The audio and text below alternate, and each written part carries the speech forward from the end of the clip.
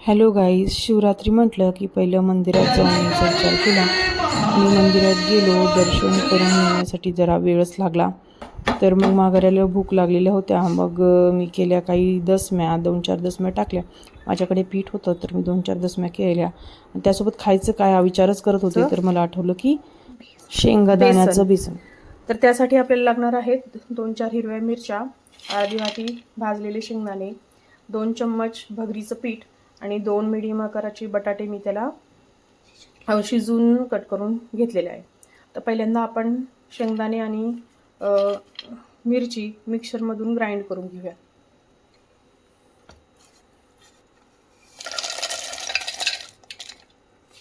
थोडंसं पाणी घालून आपण त्याला ग्राइंड करूयात.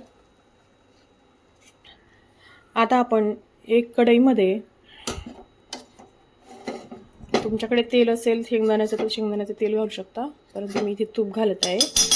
1 चम्मच तूप घेतले.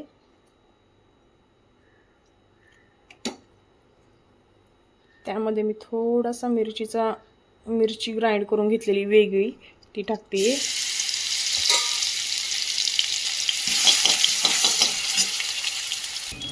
नंतर त्यामध्ये आपण त्या बटाट्याच्या फोडी ॲड करून टाकू.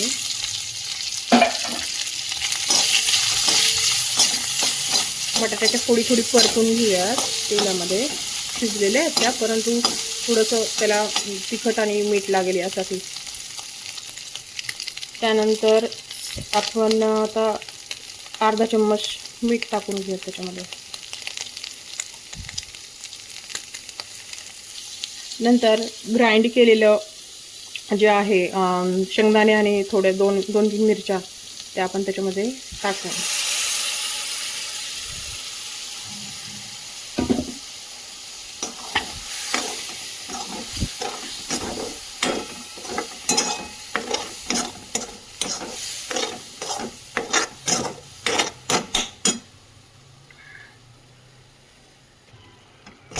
त्यानंतर आपण जे 2 चमचे भगरीचं पीठ टाकणार होतो ते पण याच्यामध्ये टाकून घेऊयात आणि याला चांगलं मिक्स करून घेऊयात.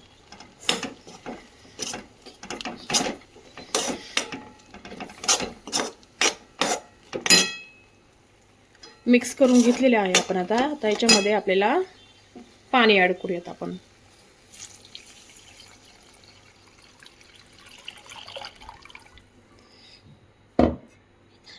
एक दीड ग्लासच्या अंदाजाने मी याच्यामध्ये पाणी ॲड केलेलं आहे. आणि आता थोडंसं पहिले हलवून घेऊयात, म्हणजे जे आपण भगरीचं पीठ टाकलेलं आहे त्याचं गुठळे होऊ नयेत. त्याच्यासाठी आपण याला थोडंसं असं मिक्स करून घेऊया. तर पाणी ॲड करून झाल्यानंतर आपण थोड्या वेळ उकळी येऊपर्यंत शिजवून घेऊयात. बेसनला आली आता उकळी आणि बेसन शिजलेलं आहे. तर मग मी सगळ्यांना वाढायला घेतलं. बेसन, दसमी, नायलॉनचा चिवडा, त्यामध्ये काही वेपर्स आणि साबुदाणाची खिचडी आणि दही पण होतं.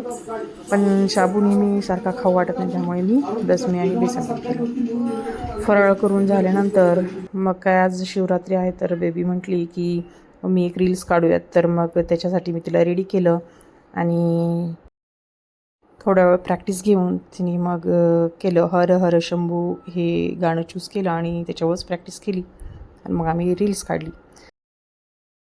एक अर्धा घंटा प्रॅक्टिस केल्यानंतर मग तिनं ती रील्स शूट करायला सांगितलं मला. आम्ही ती शूट केली.